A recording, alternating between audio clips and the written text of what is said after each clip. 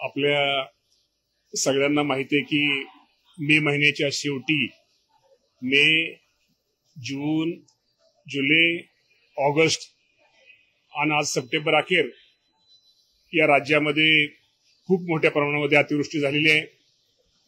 पहिली अतिवृष्टी ही विदर्भामध्ये त्याचा फटका जास्त बसला, त्यानंतर विदर्भ आणि मराठवाडा आणि आज संपूर्ण राज्यामध्ये त्या अतिवृष्टीचा फटका हा माझ्या शेतकऱ्यांना बसलेला आहे। त्यांच्या पिकांना खूप मोठं नुकसान हे राज्यामध्ये झालेलं आहे।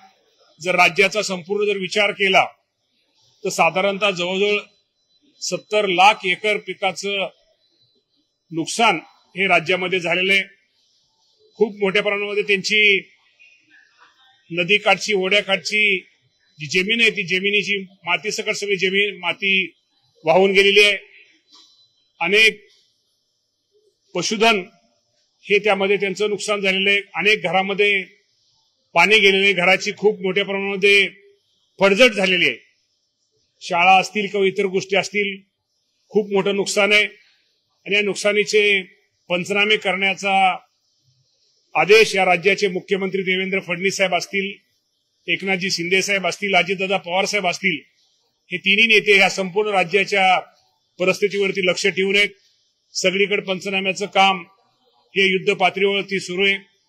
माझ्या शेतकरी बांधवांना या निमित्तानं मी एवढं सांगू इच्छितो की शेवटी हे निसर्गाचं संकट आहे।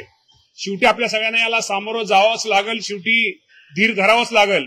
शेवटी या संकटाच्या काळी, अडचणीच्या काळी हे शासन तुमच्या सगळ्यांच्या पाठीमागे आहे। ज्यांचे नुकसान भरपाई झालेली, पंचनामे पूर्ण झालेत त्यांना नुकसान भरपाई दिलेली आहे। अजूनही ज्यांची नुकसान भरपाई देण्याचं राहिलेलं आहे ते सर्व नुकसान भरपाई ज्या अतिवृष्टीमुळे ज्या शेतकऱ्यांचं नुकसान होणार आहे ती संपूर्ण नुकसान भरपाई दिवाळीच्या अगोदर माझ्या सगळ्या शेतकरी बांधवांना दिली जाईल। परंतु शेवटी हे संकट खूप मोठं आहे, त्यामुळे या संकटाला आपल्या सगळ्यांना सामोरं घेऊन मुकाबला हा करणं गरजेचं आहे।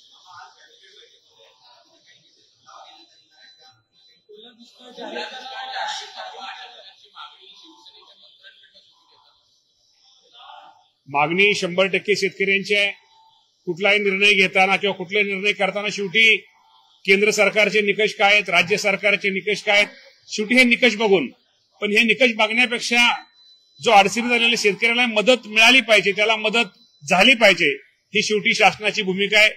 शेवटी हे शासन हे शेतकऱ्यांच्या पाठिंब्यावरच अवलंबून आहे, त्यामुळे शेतकऱ्यांना मदत करणं शेवटी आमचं कर्तव्य आहे आणि निश्चित प्रकारे हे सरकार माझ्या सर्व शेतकऱ्यांना मदत करेल, सहकार्य करेल।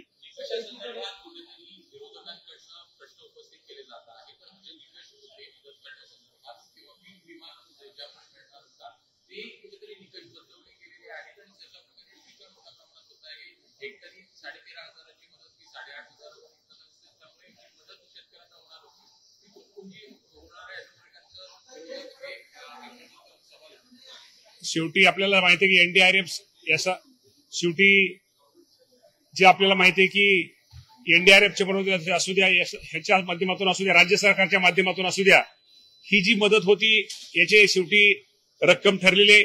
आपण म्हणता ते बरोबर आहे, काही काळ पाठीमागं ही रक्कम ही वाढवण्यात आली होती। या बाबतीमध्ये निश्चित प्रकारे मुख्यमंत्री, दोन्ही उपमुख्यमंत्री आज मंत्रिमंडळामध्ये संपूर्ण अहवाल आम्ही त्यामध्ये त्यांच्यासमोर ठेवू आणि ते ठेवल्यानंतर निश्चित प्रकारे या बाबतीमध्ये माझ्या शेतकरी बांधवांसाठी योग्य तो चांगला निर्णय घेण्याचा प्रयत्न सरकार, राज्य सरकार करेल।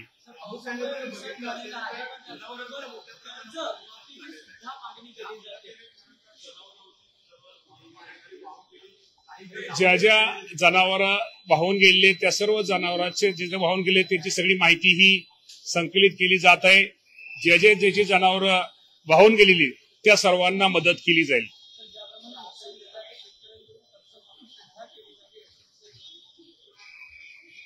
मागणी बरोबर आहे तुमच्या। आता या बाबतीमध्ये राज्याचे मुख्यमंत्री आणि दोन्ही मुख्यमंत्री योग्य वेळी योग्य निर्णय घेतील।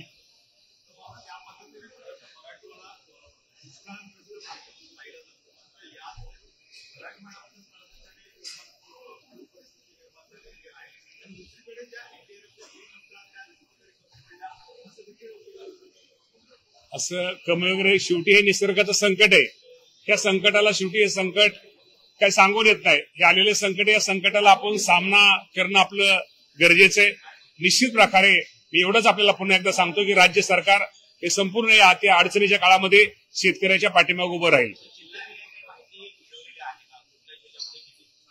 जिल्ह्याने जर माहिती आपण जर केली तर संपूर्ण राज्यामध्ये 70,000 एकर पिकाचं नुकसान झालेलं आहे. आणि त्याचा जर विचार केला तर संपूर्ण सगळ्यात जास्त नांदेड जिल्हा, 2 नंबर सोलापूर, यवतमाळ, धाराशिव, बीड, अहिल्यानगर, वाशिम, बुलढाणा, जालना, हिंगोली, अकोला, साधारण एकूण 30 जिल्ह्यामध्ये याचं खूप मोठ्या प्रमाणात नुकसान झालेलं आहे. आणि एकूण 70 लाख एकर पिकापैकी साधारणतः ह्या महिन्यामध्ये, सप्टेंबर महिन्यामध्ये साधारणतः 31 लाख एकर शेती पिकाचं नुकसान झाले. त्यामध्ये बीड आणि धाराशिवचं आणि सोलापूर या 3 जिल्ह्यामध्ये शेतकऱ्यांच्या पिकाचं जास्त नुकसान झालेलं आहे.